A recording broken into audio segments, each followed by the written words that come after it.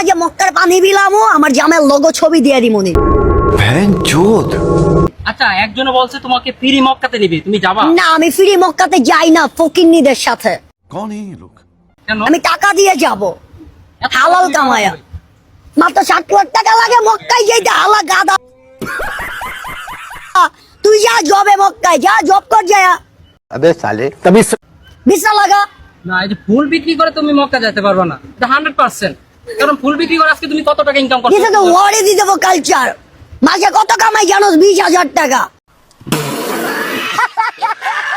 20,000 টাকা খরচ হয় কত টাকা? কি কমাই পোলাটা রে?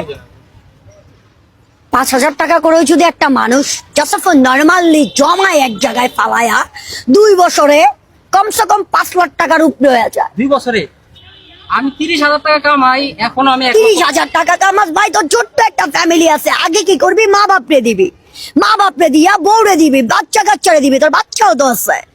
এমন করে কালচার ফ্যামিলি চালাবি। 30,000 কামাস, আইটু চিন্তা করবি নামাজ কালাম পইরা যে হে আল্লাহ আমার একটু সুন্নত রহমত দাও, আমি যদি আরেকটু কামাইতে পারি আর 10,000 টাকা বাড়াইতে পারি। আচ্ছা নুরজান, তুমি কি নামাজ পড়ো? আমি ওরে কইলাম, ও আমার উল্টা প্রশ্নটা দিল। দেখছেন না, না, মানুষ কত তুমি মাথার আমাকে চোখ। না না না